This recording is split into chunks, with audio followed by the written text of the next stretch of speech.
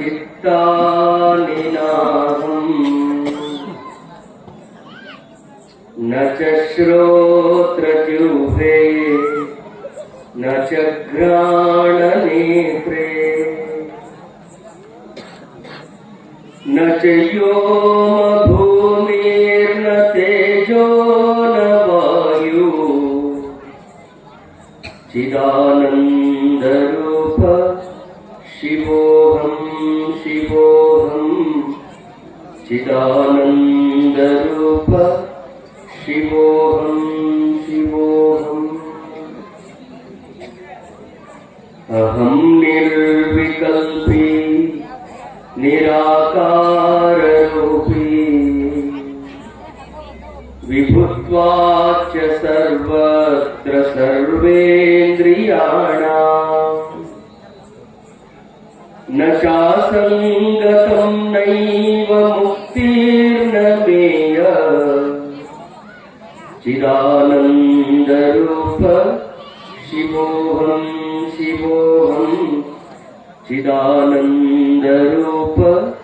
शिवोऽहं शिवोऽहम्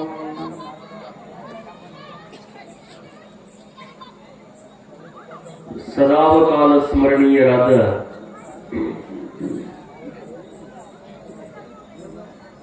ಮಹಾತ್ಮ ಜಗದ್ಗುರು ಸಿದ್ಧಾರೂಢ ಮಹಾಸ್ವಾಮಿಯನ್ನ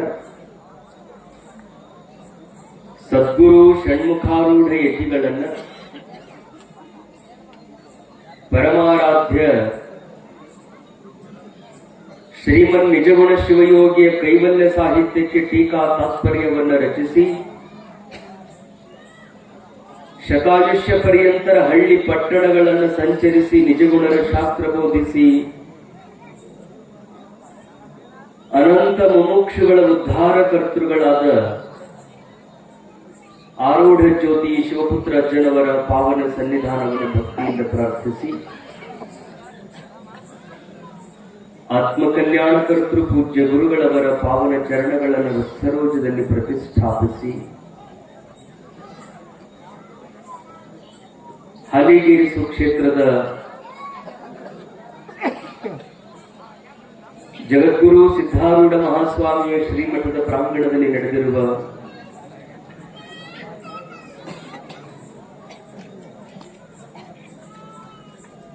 ಜ್ಞಾನ ಸಪ್ತಾಹ ವಿಶೇಷ ಕಾರ್ಯಕ್ರಮದ ಅಧ್ಯಕ್ಷತೆಯನ್ನು ವಹಿಸಿಕೊಂಡು ಸರ್ವಾಂಗ ಸುಂದರವಾಗಿ ಕಾರ್ಯಕ್ರಮವನ್ನು ಆಯೋಜಿಸಿ ಮುನ್ನಡೆಸುತ್ತಾ ಬರುತ್ತಿರುವ ಅಭಿನವ ಗುರುಗಳವರ ಕರಕಮಲ ಸಂಜಾತರು ಶ್ರೋತ್ರಿಯರು ಬ್ರಹ್ಮನಿಷ್ಠರಾದ ಪೂಜ್ಯಪಾದ ಸ್ವರೂಪಾನಂದ ಮಹಾಸ್ವಾಮಿಗಳವರ ಪವಿತ್ರ ಅಂತಃಕರಣದಲ್ಲಿ ಅನಂತ ಪರಿಣಾಮಗಳನ್ನು ಆಚರಿಸಿ ಪೂಜ್ಯ ಗುರುಗಳವರ ಕರಕಮಲ ಸಂಜಾತರಾಗಿರುವಂತಹ ಮಮ್ಮಟಿಗಿರಿ ಸುಕ್ಷೇತ್ರದ ಶ್ರೋತ್ರಿಯ ಬ್ರಹ್ಮನಿಷ್ಠ ಸದ್ಗುರು ಆತ್ಮಾನಂದ ಮಹಾಸ್ವಾಮಿಗಳವರ ಪವಿತ್ರ ಚರಣಗಳಲ್ಲಿ ಅನಂತ ಪರಿಣಾಮಗಳನ್ನು ಆಚರಿಸಿ ಆರಂಭದಲ್ಲಿ ತಮ್ಮೆಲ್ಲರಿಗೂ ಅಧಿಕರಣ ವಿಷಯವನ್ನು ಕುರಿತು ಬೆಳಕು ಚೆಲ್ಲಿದಂತಹ ಮಾತು ಶ್ರೀ ಮುಕ್ತಾತಾಯಿಯವರ ಪವಿತ್ರ ಅಂತಃಕರಣಗಳು ಅನಂತ ಪರಿಣಾಮಗಳನ್ನು ಆಚರಿಸಿ ಪೂಜ್ಯರಾಗಿರುವಂತಹ ಸಚ್ಚಿದಾನಂದ ಸ್ವಾಮಿಗಳವರಲ್ಲಿ ಪೂಜ್ಯರಾದಂತಹ ಶಿವಲಿಂಗ ದೇವರಲ್ಲಿ ಮತ್ತೋರ್ವ ಹಿರಿಯರಲ್ಲಿ ಶಿವಸ್ವರೂಪಿಗಳೇ ತಮ್ಮೆಲ್ಲರಲ್ಲಿ ಶರಣು ಶರಣಾರ್ಥಿ.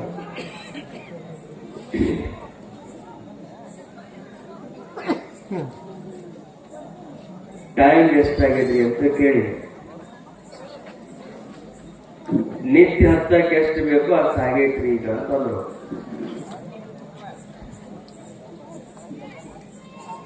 ಬಹುತರವಾಗಿ ನಿಮ್ಮನ್ನೆಲ್ಲ ನೋಡಿದ್ರ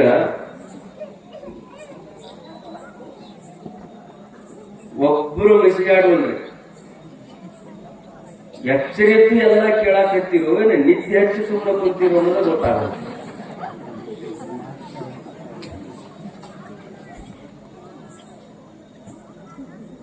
ಇದು ಎರಡು ರೀತಿಯ ಆನಂದನೇ. ನಿದ್ದಿಯೊಳಗೂ ಬ್ರಹ್ಮಾನಂದನ ಅದ,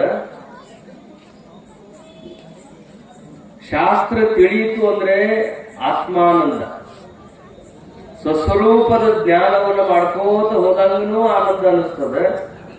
ಏನೋ ತಿಳಿವಷ್ಟು ಬಿಡ್ರಿ ಅಂತ ಆರಾಮ ಕಣ್ಣು ಮುಚ್ಚಿ, ಎಂಥದ್ದು ನೋಡ್ರಿ, ಮನೆಯಾಗ ಬರೇ ಒಂದು ಸೊಳ್ಳಿ ಬೈ ಅಂದ್ರೆ ನಿಂತು ಬರುದಿಲ್ಲ. ಬಹಳ ಏನ್ ಸಪ್ಲ ಮಾಡಂಗಿಲ್ಲ, ಅದು ಬರೀ ಒಂದು ಸಣ್ಣ ಸಪ್ಲ ಮಾಡ್ತಿರ್ತದ, ನಿದ್ದೆ ಬರುದಿಲ್ಲ. ಇಲ್ಲಿ ಅದೇನ ಹೊಸ ಕಂಪ್ನಿ ಮೈಕ್ ಹಚ್ಚಿ ಸೌಂಡ್ ಬಾಕ್ಸ್ ಇಟ್ಟು ಈ ನಮ್ಮನೆ ಬೆಳಕಿಟ್ರೆ ನಿದ್ದೆ ಬರ್ತೈತಂದ್ರ ಎಷ್ಟು ಆನಂದ ಇರ್ಬೇಕು ನಿಮ್ ಮನಸ್ಸು. ಆದಾಗ್ಯೂ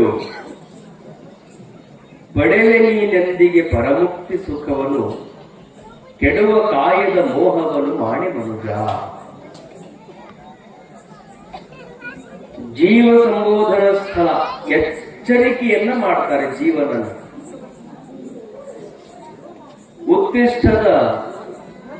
ಉತ್ತಿಷ್ಠದ ಜಾಗೃತ ಪ್ರಾಪ್ಯ ವರಾನ್ನಿಬೋಧತ. ಏಳಿ ಎದ್ದೇಳಿ ಅಂತ ಸ್ವಾಮಿ ವಿವೇಕಾನಂದರಂತ.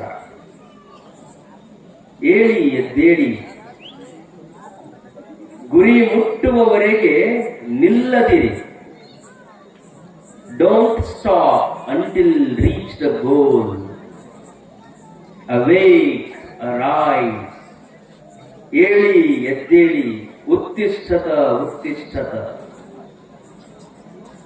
ಗುರಿ ಮುಟ್ಟುವವರೆಗೂ ನಿಲ್ಲಬೇಡಿ ಅಂತ ಹೇಳ್ತಾರೆ. ಮನುಷ್ಯನನ್ನ ಉಪನಿಷತ್ತುಗಳು ಎಚ್ಚರಗೊಳಿಸ್ತಾವ. ಯಾಕೆ ಮನುಷ್ಯನನ್ನು ಎಚ್ಚರಗೊಳಿಸ್ತಾವ ಅಂದ್ರೆ, ಇದು ಮತ್ತೆ ಮತ್ತೆ ಹುಟ್ಟಿ ಬರುವುದಕ್ಕೆ ಹುಲ್ಲು ಜನ್ಮ ಅಲ್ಲ. ಈ ವರ್ಷ ಹುಟ್ಟಿದ್ವಿ, ಮತ್ತೆ ಏನೋ ಒಂದಿಷ್ಟು ಔಷಧಿ ಹೊಡೆದ್ರು, ಮತ್ತೆ ಸತ್ವಿ, ಮುಂದಿನ ವರ್ಷ ಮತ್ತೊಂದು ಹೊಲದ ದಿಬ್ಬಗಳು ಹುಟ್ಟಾಕ ಮತ್ತೆ ಮತ್ತೆ ಹುಟ್ಟಿ ಬರುವುದಕ್ಕೆ ಇದು ಹುಲ್ಲು ಜನ್ಮ ಅಲ್ಲಪ್ಪ. ಒಮ್ಮೆ ಮನುಷ್ಯ ಜನ್ಮ ಪ್ರಾಪ್ತವಾಗಬೇಕಾಗಿತ್ತು ಅಂದ್ರ 84 ಲಕ್ಷ ಯೋನಿಗಳನ್ನ ದಾಟಿ ಬರಬೇಕಾಗೈತಿ ಅಂತ. ಒಂದು ತಾಯಿ ಗರ್ಭ ಅಲ್ಲ, 2 ತಾಯಿ ಗರ್ಭ ಅಲ್ಲ, ಅಂಡದೊಳಗ, ಪಿಂಡದೊಳಗ, ಶ್ವೇತದೊಳಗ, ಜರಾಯುಜದೊಳಗ, ಇಷ್ಟೆಲ್ಲಾ ಪಿಂಡಗಳನ್ನ ದಾಟಿ ಮನುಷ್ಯ ಜನ್ಮಕ್ಕೆ ಬರಬೇಕಂದ್ರೆ ಬಹಳ ಕಷ್ಟ ಇತ್ತು ತಮ್ಮ. ಒಮ್ಮೆ ಬಂದೀವಿ ಅಂದ ಬಳಿಕ ಎಚ್ಚರಾಗಿ ಈ ಜನ್ಮದಲ್ಲಿ ನಾವು ಮುಕ್ತರಾಗಬೇಕು ಅನ್ನುವುದನ್ನ ಉಪನಿಷತ್ತುಗಳು ಹೇಳ್ತಾರೆ. ನಾವೇನ್ ಮಾಡಕತ್ತೀವಿ ಅಂದ್ರ, ಗಂಧದ ಗಿಡ ಕಡದು ಕಳ್ಳಿ ಗಿಡಕ್ಕೆ ಬೇಲಿ ಹಚ್ಚಿದಂಗ ಮಾಡಕತ್ತೀವಿ. ಗಂಧದ ಗಿಡ ಕಡದು ಯಾರೋ ಒಬ್ಬ ಹೊಲದಾಗ ಬೆಳೆದದ್ದು ಚಲೋ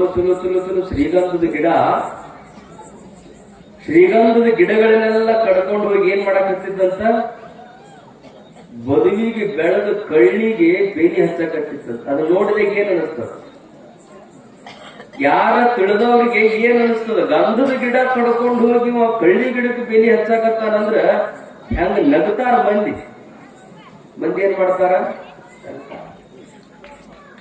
ಬಂಗಾರದ ಕೂರ್ಗಿ ಹಿಡ್ಕೊಂಡು ಹಳ್ಳಿ ಬೀಜ ಬಿತ್ತಾಕತ್ತಿದ್ರ ಏನಂತ?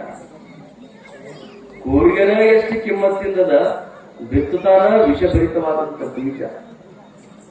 ಮೂರ್ಖರು ಅಂತಾರ. ಕೂರ್ಗಿ ಕಿಮ್ಮತ್ತನ್ನ ಅರ್ಥ ಮಾಡ್ಕೊಳ್ಳಿಲ್ಲ ಅಂದ್ರೆ ಅವ ರೈತ ಅಲ್ಲ. ಗಂಧದ ಕಟ್ಟಿಗೆ ಕಿಮ್ಮತ್ತನ್ನ ಅರ್ಥ ಮಾಡಿಕೊಳ್ಳಿಲ್ಲ ಅಂದ್ರವ ಉತ್ತಮವಾಗಿರುವಂತಹ ರೈತ ಅಲ್ಲ ಅಂತ ಹೆಂಗ್ ನಾವು ಗುರುತು ಹಿಡಿತೀವಲ್ಲ, ಹಂಗ ಅಧ್ಯಾತ್ಮ ಪ್ರಪಂಚಕ್ಕೆ ಬಂದ ಬಳಿಕ ಮಹಾತ್ಮರೆಲ್ಲ ಹೇಳ್ತಾರ, ಅನೇಕ ಜನ್ಮಗಳೆಲ್ಲ ದಾಟಿ ಹೋಗ್ಯಾವ. ಗಂಧದ ಗಿಡದಂಗ ಪರಮಾತ್ಮನಿಂದ ಈ ಶರೀರ ಅನ್ನುವಂಥದ್ದು ನಮಗೆ ಅನುಗ್ರಹ ಮಾಡಲ್ಪಟ್ಟಿದೆ. ಮಾನವ ಶರೀರ ಅನ್ನುವಂಥದ್ದು ಪ್ರಾಪ್ತವಾಗಬೇಕಾಗಿತ್ತು ಅಂದ್ರೆ ಸಾಮಾನ್ಯವಾದದ್ದಲ್ಲಪ್ಪ. ಗಂಧದ ಗಿಡ ಬಂದಂಗಿದು ಬಂದಲ್ಲ. ಈ ಗಿಡವನ್ನ ಕಡಿದು ನೀವು ಕಳ್ಳಿ ಗಿಡಕ್ಕೆ ಬೇಲಿ ಹಚ್ಚಿದಂಗ ಬರೇ ಮನಿಗಾಗಿ, ಬರೇ ಮಕ್ಕಳಿಗಾಗಿ, ಬರೇ ಹಣ ಗಳಿಸೋದಕ್ಕ, ಫಲ ಮಾಡೋದಕ್ಕ, ಹೆಸರು ಮಾಡೋದಕ್ಕ, ಬರೀ ಇಂಥದ್ದ ಲೌಕಿಕವಾಗಿರುವಂತ ಪದಾರ್ಥಗಳಿಗೆ ನೀವು ಶರೀರವನ್ನು ಬಳಕೆ ಮಾಡಿಬಿಟ್ರಿ ಅಂದ್ರ, ನಿಮ್ಮೊಳಗಿರುವ ಚೈತನ್ಯವನ್ನ ಅರಿಯದೆ ನೀವು ಸತ್ತು ಹೋಗ್ಬಿಟ್ರಿ ಅಂದ್ರ ನಮ್ಮಂತಹ ಮೂರ್ಖರಿನ್ಯಾರು ಇಲ್ಲ ಅಂತ ಮನಸ್ಸಿಗೆ ದುಃಖ ಮಾಡ್ಕೊಂತಾರ. ಮಹಾತ್ಮರು ಮನಸ್ಸಿಗೆ ದುಃಖ ಮಾಡ್ತಾರೆ. ಇಲ್ಲಿ ಕೂತ್ಕೊಂಡಿರಲ್ಲ, ಕೂತ್ಕೊಂಡವ್ರ ಅಲ್ಲೇ ನಿಂತು ಬಂದು ಹಬ್ಬಕ್ಕೆ ನಿಂಗೆ ಬಿದ್ರಿ ಅಂದ್ರ ಏನ್ ಆಕೈತೆ? ಏನಾಗುದಿಲ್ಲ. ಇನ್ನೊಬ್ಬರ ಬೆನ್ನ ಮೇಲೆ ಕುಂತವ್ರು ಬಿದ್ರಿ ಏನಾಗುದಿಲ್ಲ. ಎದ್ದು ನಿಂತವ್ ಸ್ವಲ್ಪ ಬಿದ್ದಂದ್ರ ಸ್ವಲ್ಪ ತಿಳಿ ಪರಿ ಹೊಡಿತದ, ಕೈ ಸ್ವಲ್ಪ ಕೆತ್ತ. ಕುಂತವ್ ಬಿದ್ರಿ ಏನ್ ಅನ್ಸುದಿಲ್ಲ, ಎದ್ದು ನಿಂತವ್ ಬಿದ್ರೆ ಸ್ವಲ್ಪ ಏನಾರ ಅನಿಸ್ತದ. ಇನ್ನೊಂದು 100 ಅಂತಸ್ತು ಮಾಡಿ ಮೇಲೆ ಹತ್ತಿದವ್ ಕೆಳಗ್ ಬಿದ್ದಂದ್ರ ಏನಾರ ಅವ್ನ ಅವಶೇಷ ಸಿಗ್ತದ? 100 ಅಂತಸ್ ಮ್ಯಾಲಿಂದ ಬಿದ್ದ ಅಂದ್ರ ಅವ್ನ್ ಹೆಂಗ ಏನು ಸಿಗುದಿಲ್ಲಲ್ಲ. ಹಂಗ ಅಂಥ ಇಂಥ ಕ್ಷುದ್ರ ಜನ್ಮಕ್ಕೆ ಬಂದಾಗ ನಾವು ಕತ್ತಿಯಾಗಿ ಹುಟ್ಟಿದಾಗ ಏನಾದ್ರು ತಪ್ಪು ಮಾಡಿರೋದೇನು ದೊಡ್ಡ ವಿಷಯ ಅಲ್ಲ. ನಾವು ನಾಯಿ ನರಿಗಳಾಗಿ ಹುಟ್ಟಿದಾಗ ಏನಾದ್ರು ತಪ್ಪು ಮಾಡಿರೋದೇನು ದೊಡ್ಡ ವಿಷಯ ಅಲ್ಲ.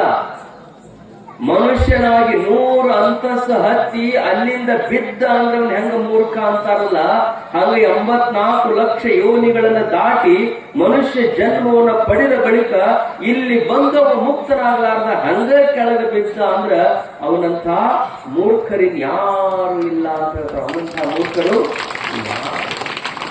ಮನುಷ್ಯ ಜನ್ಮಕ್ಕೆ ಬಂದ ಬಳಿಕ ಮತ್ತ ನಾವು ಎಂದು ಹೋಗಬಾರ್ದು. ಇದು ಸಾಮಾನ್ಯವಾದದ್ದಲ್ಲ. ಬೇಕು ಅಂದ್ರೂ ಬಹಳ ತಿಳಿದಿರುವಂತ ದೇವತೆಗಳಿಗೆ ಈ ಜನ್ಮ ಸಿಕ್ಕಿಲ್ಲ. ಬೇಕು ಅನ್ನೋರಿಗೆ ಜನ್ಮ ಸಿಕ್ಕಿಲ್ಲ. ತಿಳಿದರು ದೇವತೆಗಳಿಗೆ ತಿಳುವಳಿಕೆ ಏನು? ಮುಕ್ತರಾಗಲಿಕ್ಕೆ ಇರುವಂತಹದ್ದು ಒಂದೇ ಒಂದು ಜನ್ಮ, ಅದು ಮಾನವ ಜನ್ಮ.